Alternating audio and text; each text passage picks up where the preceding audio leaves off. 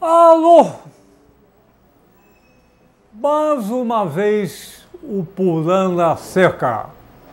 Dia 23 de março de 2008. Não, 2018. Errei no começo. Bom, fala, Inácio! Fala! Alô, bom dia. Cobriu de lona é circo. Descobriu, pulando a cerca. Daniel, apostos? Apostos! Direita, esquerda, centro. Para onde nós vamos hoje? Todo que é lugar. Então tá bom. Então, Bom programa para você. e para todo mundo. Para todo mundo. O programa Pulando a Cerca é um pequeno programa, uma grande bandeira, Carlos. Olha só, toda vez que a gente convida uma pessoa, é um representante importante aqui do Brasil, uma parte importante do Brasil, o Brasil todo. Então, primeiro, eu sou o Daniel Sultoriantes, médico, que teve AVC, acidente vascular cerebral, é a doença que mais mata no mundo, no Brasil. E estou no ar. Então, pois é. Então, vamos chamar hoje uma pessoa inteligente, inteligentíssima, simpaticíssima. Então, vamos chamar o nosso Coronel Ibis. Entra, Coronel Ibis, pulando a cerca. Epa! Ele pulou. Prazer. Bom dia, boa tarde, boa noite, que o programa repete. Bom dia, boa tarde, boa noite. Um Um prazer estar aqui. E com prazer é mais gostoso. De fato. Olha só, fez xixi? Sim, sim. Religiosamente é a primeira coisa que faço todo dia. Antes do programa fazer xixi é fundamental. Coronel Ibis, qual a sua idade? Eu tenho 54 anos. 50?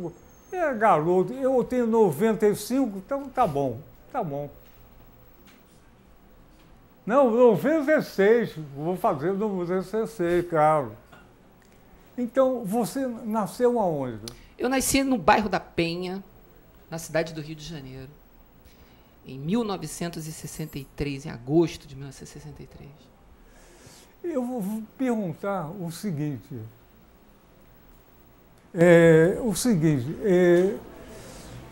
Como é que foi a tua infância? Foi uma infância pobre. Meu pai morreu 1 ano e 8 meses depois do meu nascimento. Ele era ferroviário.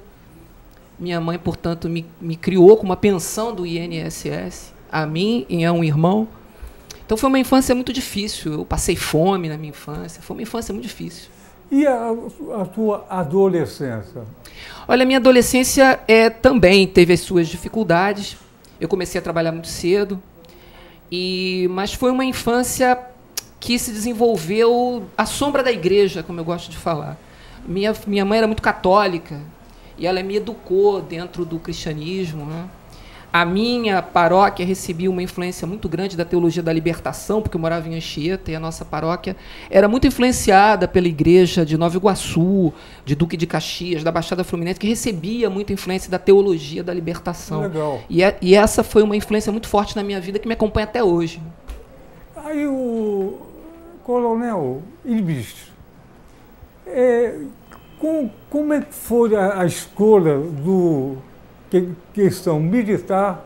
O militar entrou em você ou ao contrário? Foi uma escolha pragmática, Daniel. Eu fazia física na Universidade Federal do Rio de Janeiro.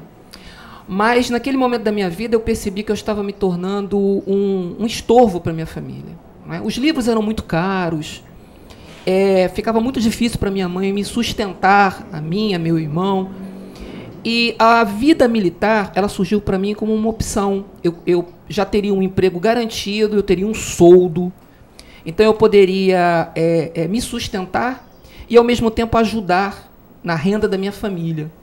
E eu optei pela Polícia Militar por conta do fato da academia da Escola de Formação de Oficiais da Polícia Militar, ela fica situada muito próximo de onde eu morava. Ela se situa no mesmo lugar até o dia de hoje, no bairro de Sulacap, que é muito próximo onde eu morava, em Anchieta. Então, foi uma escolha determinada por o pragmatismo, uma maneira de ajudar a minha família e, ao mesmo tempo, começar uma vida profissional. É claro que depois eu me encantei pela atividade policial, gostei da profissão, mas o que me levou foi isso, foi uma escolha, digamos assim, racional, para ajudar a minha família.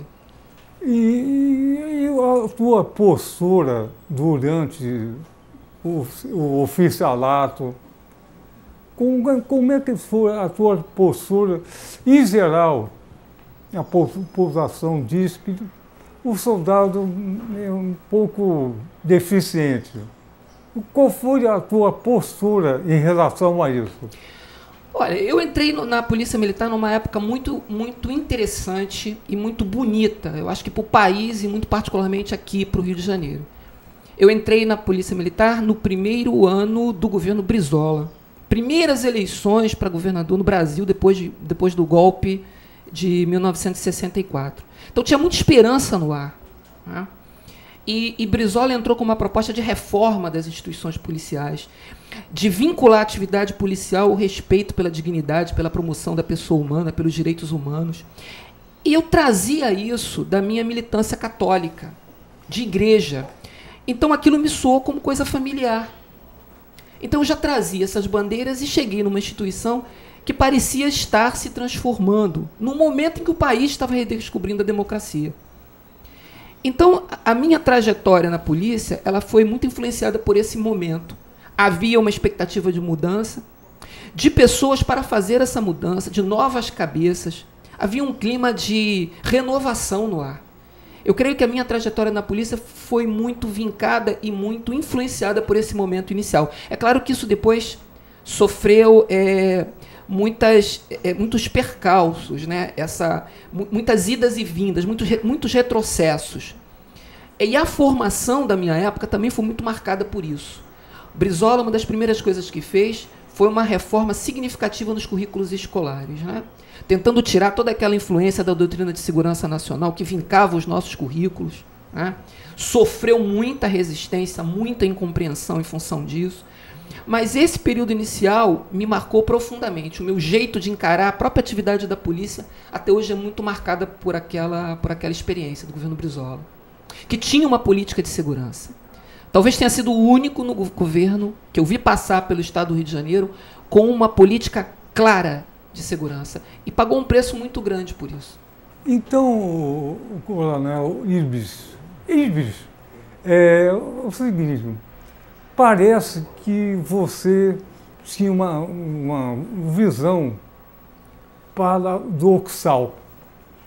O retrocesso entrou e você tinha uma visão humanística. Aí você passou a ser de situação para oposição. Mas eu sempre procurei, Daniel, ser muito competente naquilo que eu fazia. E dentro da instituição policial, eu comecei a me especializar em alguns temas que são muito caros para a própria instituição, como, por exemplo, formação, qualificação. Então, a área de logística, eu cheguei até, inclusive, a ser tesoureiro-geral da polícia, chefe da folha de pagamento. Eu comecei a me especializar em determinadas áreas que eram muito importantes para a atividade policial. Então, apesar das minhas ideias, eu sempre procurei deixar muito claro os meus posicionamentos. Eu sempre fui muito respeitoso nas minhas críticas e sempre procurei deixar claro que o meu pensamento tinha como objetivo melhorar a instituição policial. Então, eu sempre fui crítico, mas sempre soube fazer a crítica por dentro da instituição. Então, acho que o conhecimento e o respeito profissional que eu consegui amealhar ao longo da minha carreira ao mesmo momento em que eu consegui passar para os meus superiores que as minhas críticas eram sinceras, no sentido da melhoria da própria instituição, eu acho que isso contribuiu para que eu pudesse percorrer os níveis hierárquicos sem sofrer nenhum tipo de impedimento, sem sofrer nenhum tipo de retaliação. Eu acho que eu consegui, de alguma maneira, pela minha dedicação, pelo meu empenho e pela verdade da minha crítica, no sentido das minhas boas intenções, como até hoje eu procuro fazer, eu consegui ser respeitado, vamos dizer assim, principalmente pelos círculos menores da hierarquia, pelos cabos, pelos soldados, que sempre me enxergaram como uma espécie de burocrata, mas um burocrata bem intencionado, sincero e bem intencionado, como um crítico do viés operacional equivocado, de uma operacionalidade que aposta na guerra, no conflito, muito vincado pela guerra às drogas, né, que é a grande política que a gente tem no país para enfrentamento dessa questão, e, portanto, alguém crítico dessa postura, mas um crítico que, em última análise, quer o melhor para os seus policiais. Você tem razão. Antes era a guerra ao comunismo, hoje a droga. Mas eu vou fazer duas perguntas a você. Todas as duras atuais.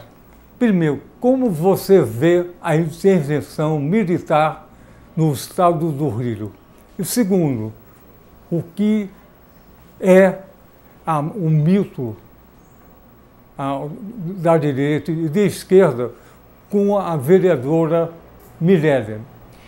Bom, com relação à intervenção, veja, eu acho que ela, politicamente para o Estado de Janeiro, ela é uma grande tragédia.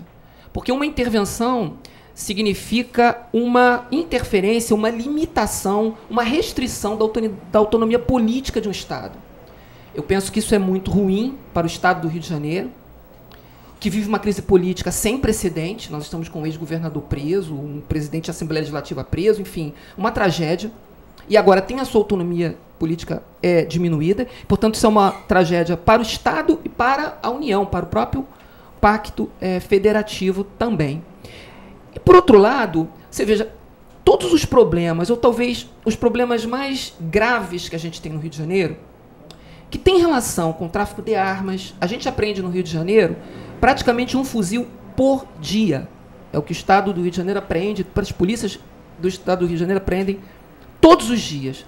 Nenhum Estado da Federação tem uma realidade como essa.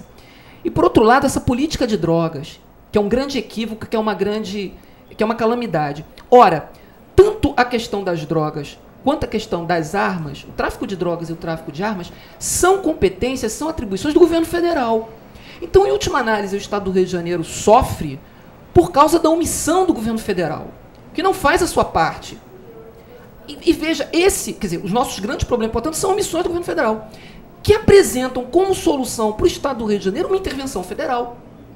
Quando deveria a solução para o Estado do Rio de Janeiro deveria ser uma outra postura do governo federal. Seria fazer o que a Constituição determina para o governo federal. E não promover essa intervenção.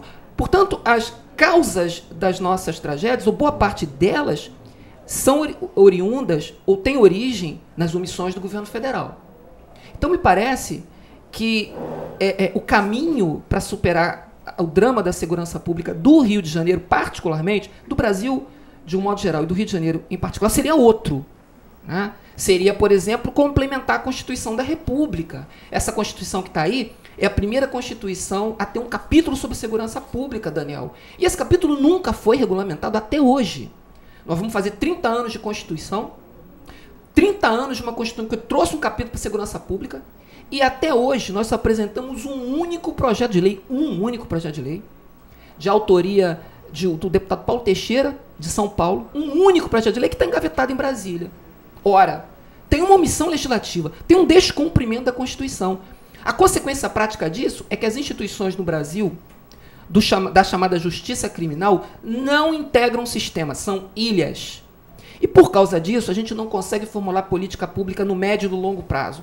As coisas da segurança pública no Brasil, quando funcionam no curto prazo. No médio e longo prazo, a gente não sai do lugar porque a gente não tem sistema, através do qual possa fluir uma segurança pública.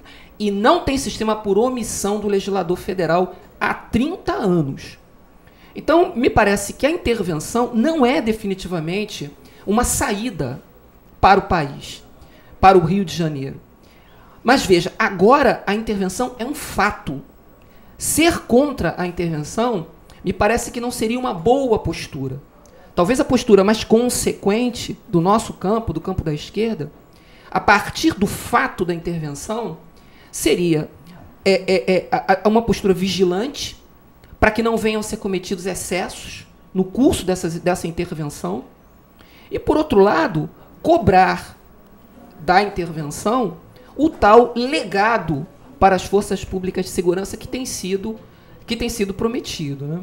E também tem um outro aspecto sobre a intervenção que é pouco lembrado.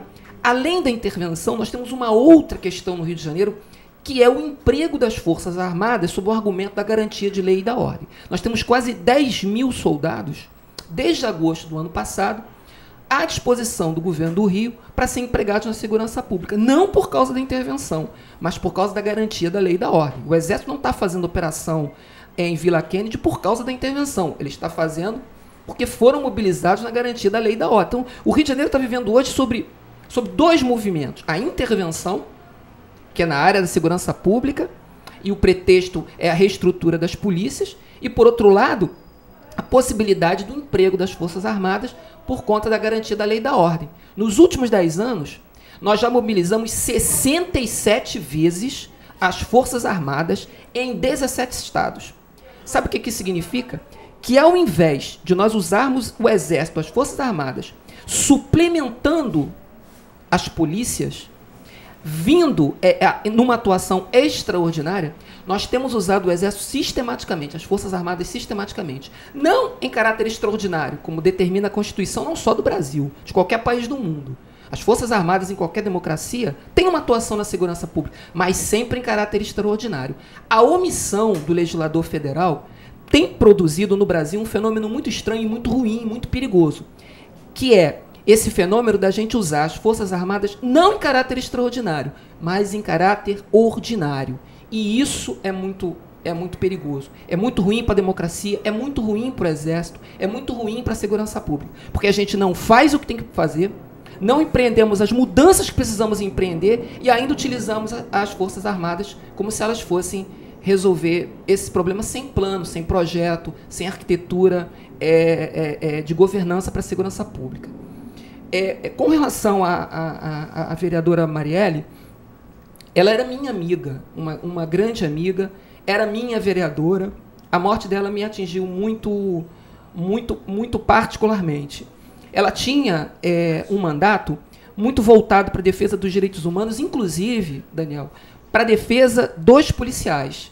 Essa é uma questão que eu gostaria muito de registrar, de deixar aqui registrado para todo mundo que estiver me ouvindo, porque o trabalho da Marielle é um trabalho muito silencioso, de amparo, de apoio, de assistência às famílias dos policiais vítimas da violência. Não apenas desses que morrem. A cada 3 dias, um policial é alvejado no Rio de Janeiro. E esse policial, que a cada 3 dias é alvejado no Rio de Janeiro, ou ele é morto, ou ele vai para uma cadeira de rodas. Né? Porque essas armas, essas munições de guerra que circulam no Rio de Janeiro, elas produzem um estrago tremendo. Você é médico, você sabe disso. Elas lesionam sem atingir. Pelo simples deslocamento de ar, um policial pode ficar tetraplégico, como nós já tivemos. O policial não é atingido, mas o simples deslocamento de ar é suficiente para produzir uma lesão irreversível na sua coluna.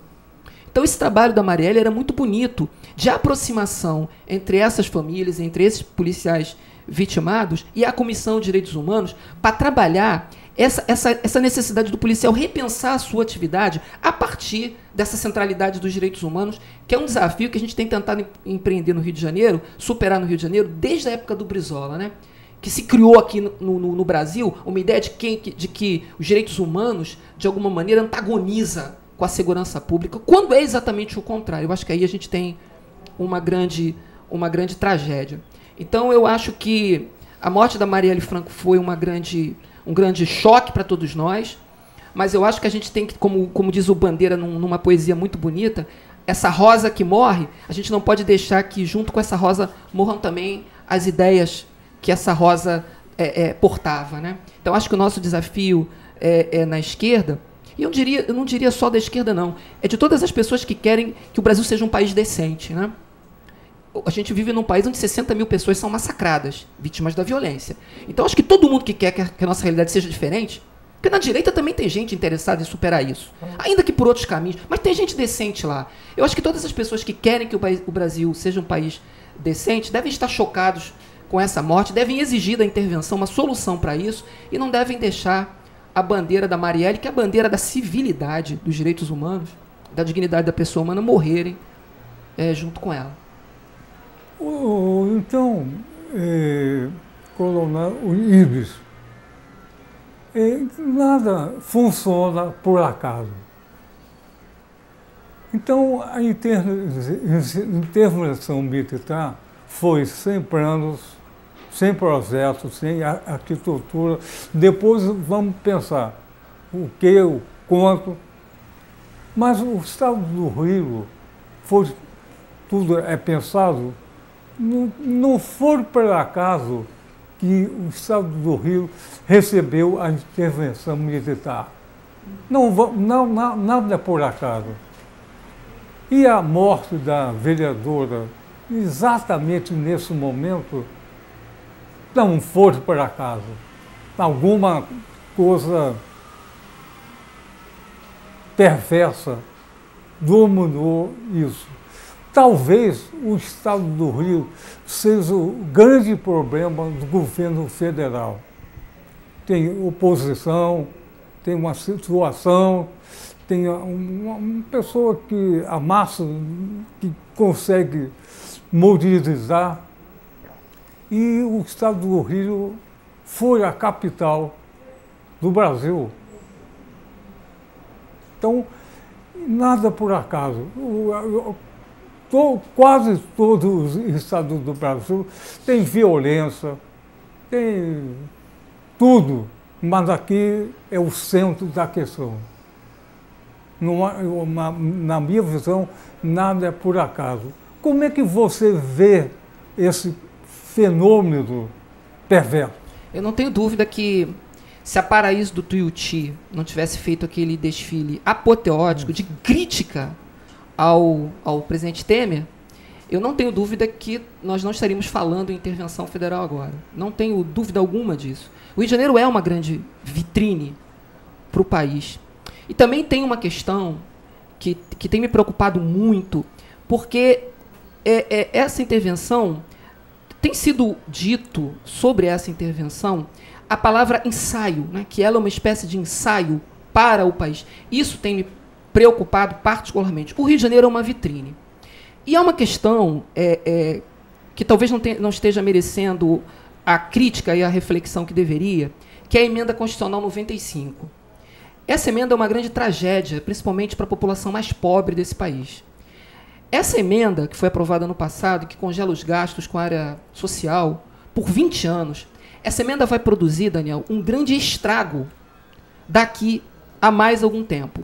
Nós ainda não estamos sentindo os efeitos dessa emenda, mas sentiremos. Então, o drama das camadas mais pobres desse país, a agudização desse drama, que a gente não conseguiu superar. Né? Não é à toa que 80% das vítimas da violência no Brasil são negros. Isso não é por acaso. Tem até 29 anos, sexo masculino e negros. Não é por acaso também que o perfil das vítimas das mortes violentas no Brasil é o mesmo perfil dos encarcerados. Nós temos a terceira maior população de presos do mundo. São mais de 700 mil presos. Quando você olha as vítimas da violência e olha quem é preso, o perfil é o mesmo. Então, isso também não é por acaso. A gente tem uma questão histórica associada ao nosso passado escravocrata, que de alguma maneira ainda está vivo, que a gente não conseguiu superar. E a gente não vai superar isso com o Estado mínimo, que é a proposta agora do neoliberalismo, desse neoliberalismo infame que está aí.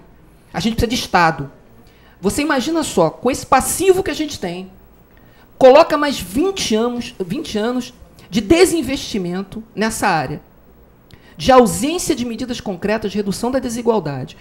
O que eu quero dizer é que o que está ruim hoje estará muito pior daqui a muito tempo. Então você veja, como é que a gente vai poder segurar esse negócio daqui a 20 anos?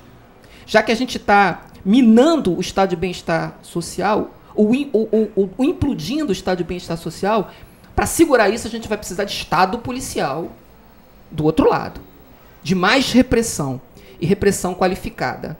É por isso que me preocupa quando algumas autoridades olham para essa intervenção e dizem que isso é um ensaio. Me parece que aqui tem um desafio. Os próximos governos vão ter que repensar essa emenda constitucional 95, sob o risco de daqui a alguns anos a gente não está falando mais em intervenção, mas a gente está falando de estado de defesa ou de estado de sítio. Essa é a minha preocupação. Ou seja, sem Estado, ou diminuindo o Estado, porque é isso que está em questão, né? No neoliberalismo, você precisa encolher o Estado. Sem Estado e sem reformas substanciais, sem enfrentar o desafio de repensar a segurança pública nesse país, eu creio que a solução vai ser ampliar o espectro do Estado policial. E isso vai ser muito ruim para a democracia e muito ruim para todos nós. Então, vou parafrasear Sigmund Freud, o mal-estar da civilização. Vai ser mais repressor. Olha só, vou colocar o seguinte. Na ditadura militar, toda ditadura militar ou não, é uma espécie de bomba atômica. Pá! Explode, mata centenas de milhares de pessoas. Mas não resolve. A radioatividade dura 100 anos e continua a matar. A ditadura militar, teoricamente, fosse. Mas a consequência dela, a radioatividade, corrupção, violência, mau estado de geração, continua no ar. E fez 50 anos da ditadura militar, teoricamente, se foi. Mas faltam 50 anos para terminar a radioatividade. E exatamente essa medida de 20 anos de secura continua igual à ditadura militar. E retorna sutilmente à ditadura militar nesse contexto. Você acredita nisso? Eu acredito que a República ela nunca conseguiu cumprir o seu verdadeiro papel, né? De ser república, de uma coisa de tudo. Nunca foi isso, né? Desde a sua proclamação, que aliás foi um pronunciamento militar, diga-se de passagem, né? Até hoje ela nunca cumpriu esse papel, né? Nós tivemos, é muito curioso, já que a gente está falando de segurança pública, que um dos primeiros eventos que vinca essa república, que deveria ser uma coisa de todos, é Canudos. Canudos começa como uma questão policial, né? O pessoal compra umas madeiras, não recebem aquilo que pagaram, vão lá cobrar e começa uma guerra, né? O juiz da cidade manda um destacamento policial e, a partir daí, resulta em 4 expedições e, no final, o massacre de mais de... A gente nem sabe quanto. Dizem que foi 25 mil pessoas, mas foi muito mais do que isso. Ou seja, a gente já começa com uma perspectiva militarizada, de você militarizar as questões sociais, né? Depois você tem contestado, depois você tem a revolta da vacina, né? Você tem toda a República Velha com esse viés. Nós tivemos um presidente que governaram praticamente 4 anos em estado de sítio, como Arthur Bernardes. Então, a nossa república nunca foi verdadeiramente uma república. Depois da Segunda Guerra Mundial, eu acho que aconteceu um fato muito curioso que ainda não mereceu, talvez, uma investigação, um estudo profundo, que é a incorporação da doutrina de segurança nacional. A doutrina de segurança nacional, ela deu um viés de ideologia, de mentalidade, de filosofia, é o que a gente já fazia antes. A gente incorporou, por conta da ditadura civil-militar, a gente incorporou essa mentalidade nas forças policiais. Né? Que eu acho que isso foi uma grande tragédia. E o que é que isso implicava? Na doutrina de segurança nacional, qualquer perturbação da ordem era visto como uma ameaça aos objetivos nacionais. Era uma ameaça ao país. Na época se falava em segurança interna. A segurança interna dependia de uma ordem afinada com os objetivos do país, que eram os objetivos nacionais permanentes.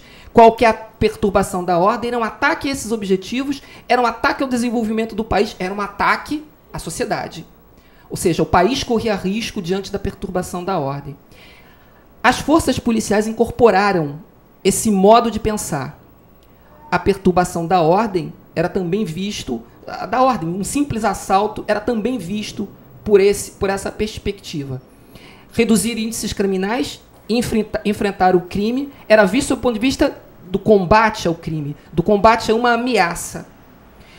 A gente começa a se libertar disso, ou da ditadura civil-militar, em meados dos anos 70. Mas em 71, em março de 71, Nixon declara um novo adversário para o mundo. Já não era mais o comunismo. Agora é o traficante de drogas. Há um discurso muito famoso do Nixon, de março de 71, em que ele, olhando o fracasso dos Estados Unidos na Guerra do Vietnã, ele aponta o tráfico de drogas como responsável pelo insucesso das forças americanas no Sudeste Asiático. E já começa a eleger um novo inimigo, que é o traficante de drogas. Então, quando a gente sai da ditadura e começa o processo de redemocratização, a gente troca um inimigo pelo outro. Então, as forças de segurança continuaram a operar dentro de uma perspectiva de guerra ao crime que elas herdaram da doutrina de segurança nacional. Isso, de alguma maneira, ainda está vivo entre nós. Né? A perturbação da ordem ainda é um dos objetivos da atividade dos órgãos ligados à segurança pública, expresso no próprio texto constitucional. Né? As forças de segurança, os objetivos dela das forças policiais no Brasil, de acordo com a Constituição, é essa. É a preservação da ordem e a incolumidade, a segurança das pessoas. Né? Mas o eixo fundamental das nossas preocupações sempre foi a perturbação da ordem. Né? Então, a gente pensa operações em favela, por exemplo, sob esse viés. Né? Ali dentro tem um traficante armado que é o inimigo da vida, porque vende drogas e isso ameaça o nosso estilo de vida, essa coisa toda. Então a polícia tem que ir lá para prender essa pessoa, apreender o fuzil, porque há nisso um risco. Veja, é o mesmo modo de pensar. A tal incolumidade das pessoas, essa sim que deveria ser o ponto fundamental dos nossos estremecimentos, até porque a dignidade da pessoa humana é o grande princípio da Constituição, ele fica secundário em relação à ordem. A gente continua sendo um país obcecado por essa ideia de ordem. E uma ordem que tem que ser inflexível. Né? A gente não consegue entender que a democracia, essa ideia de ordem na democracia, ela pressupõe um debate permanente. Ela é dialética, ela pressupõe, ela não pode ser rígida, flexível, dura. Né? Então, eu acho que, de alguma maneira, a gente não fez o dever de casa. A gente fez uma Constituição que foi muito negociada. Né? Ela foi uma Constituição fruto de um lobby. Em 88, por conta da Constituição, a gente não aceitou o desafio de repensar as polícias brasileiras. A gente pegou esse modelo que a ditadura instituiu e nós mantivemos esse modelo. E quase 30 anos depois, a Constituição faz 30 anos esse ano, a gente não mudou isso. A gente continuou deixando... Tivemos tempo para fazer isso, não mudamos nada. Então, eu creio que ainda é possível mudar para a próxima legislatura. Né? Aceitar o desafio de mudar e repensar esse cenário todo, desenquadrando a segurança pública dessa doutrina de segurança nacional, que, na minha opinião, ainda está viva e gozando de boa saúde. É claro que ela se disfarça, né? Ela vai se disfarçando, ela vai se amoldando à nova realidade, mas ela está viva e bem viva. Ela sobreviveu ali no artigo no título 5 da Constituição da República. Olha só, você falou de ordem. Na bandeira do Brasil tem ordem e progresso. A pergunta, é o progresso de quem? Eu não tenho dúvida que como a gente... O Lima Barreto, ele tem uma frase que eu acho muito bonita. Ele diz que o Brasil não tem povo. Né? O Brasil tem uma plateia. De alguma maneira, foi aí que a nossa república, me parece que fracassou solenemente. Foi transformar uma massa de escravos, uma massa de analfabetos, que a gente herdou desse período escravocrata, e nunca ter se importado com essas pessoas. Nunca ter levado essas pessoas à categoria de cidadãos.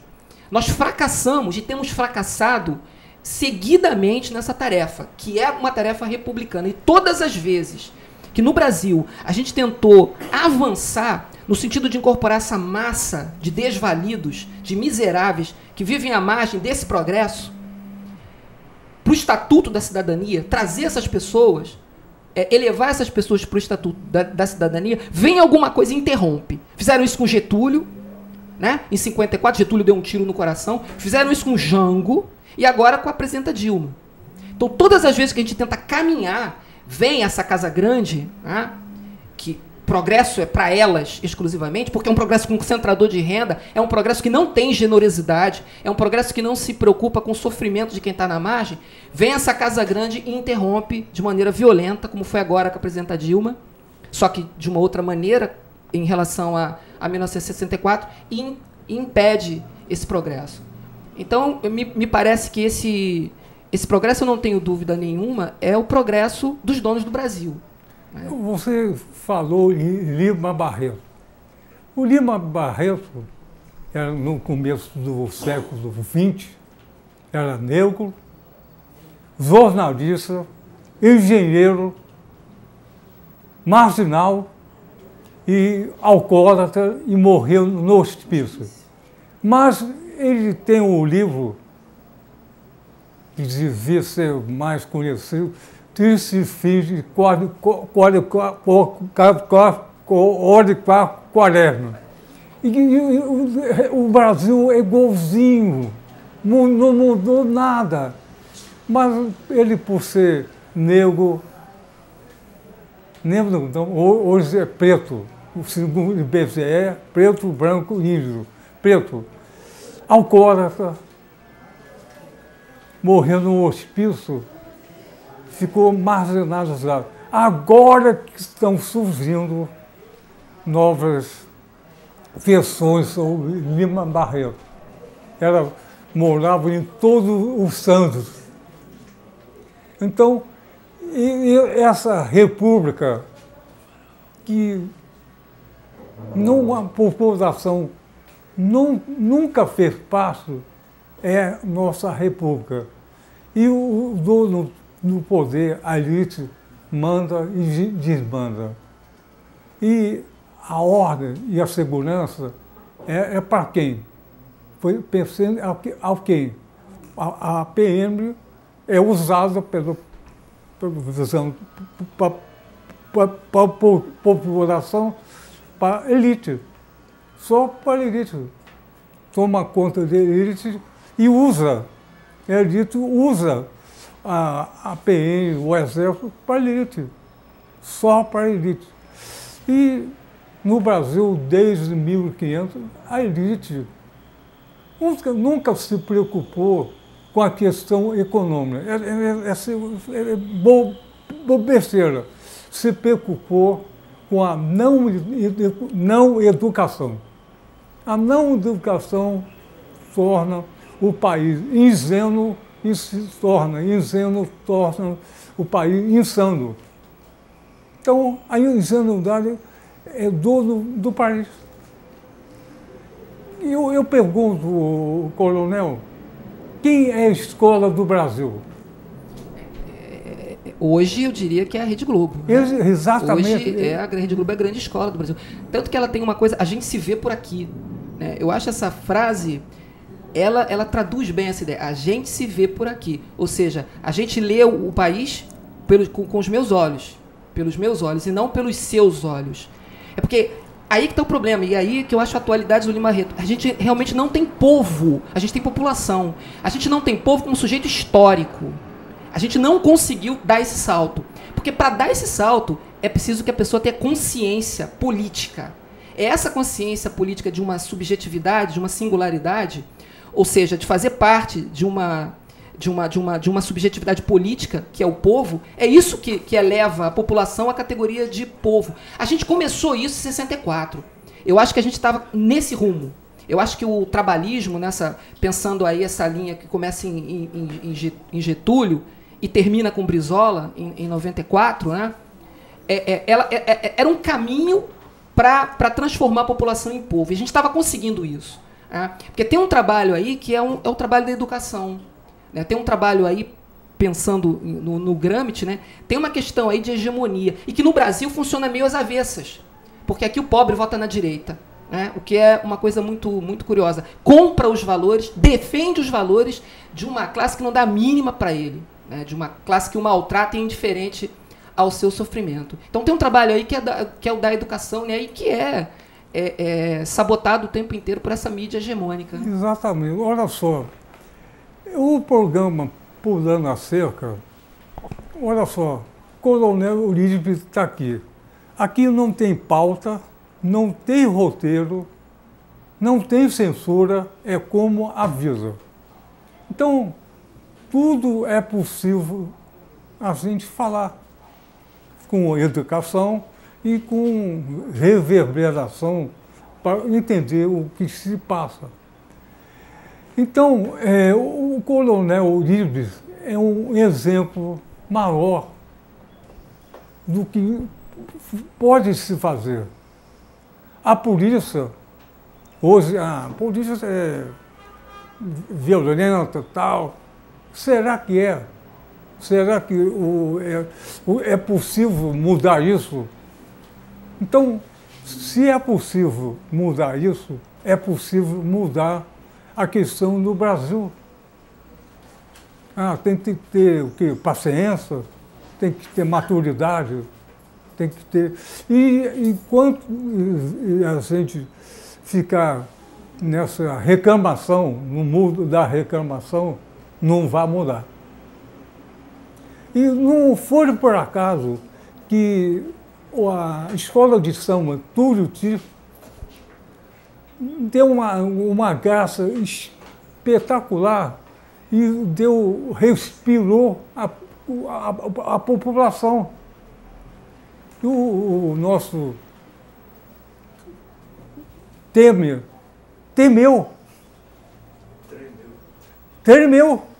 Então, no Rio de Janeiro tem a graça, a forma engraçada de falar, desde Getúlio Vargas, o teatro, então, isso interfere com a TV Globo. A rede social interferiu com a TV Globo. Então, as coisas parecem, vão devagar, a história não se faz como a gente quer que faça, mas está andando. Olha só, um simples desfile de escola de samba, conseguimos mudar o perfil de tudo. A escola de São Túlio Tito, que medo deu em Brasília. Que medo deu! Uma simples escola de samba. Que medo! Então, essa repressão, essa intervenção, essa elite está com medo. Está com medo de Dilma, Lula, o que for. Que medo! Olha, a direita nunca teve tanto medo como agora. Usando a justiça, o tribunal, superiorista, daquilo, com medo. Medo. Eles instrumentalizam o medo também, né? O medo que as camadas populares têm da violência é instrumentalizado o tempo inteiro. Claro que sim. Olha só, uma pena terminou o nosso tempo, Mas o coronel Ives está convidado a voltar aqui no Pulando a Cerca. Pulando a Cerca pode ser sacanagem ou superação. Superação é o nome do programa. Então, vamos cantar a música final. 1, 2, 3, Pulando a Cerca com você. Canta em qualquer ritmo que você souber. 1, 2, 3, Pulando a Cerca com vocês. Mais uma vez, valeu!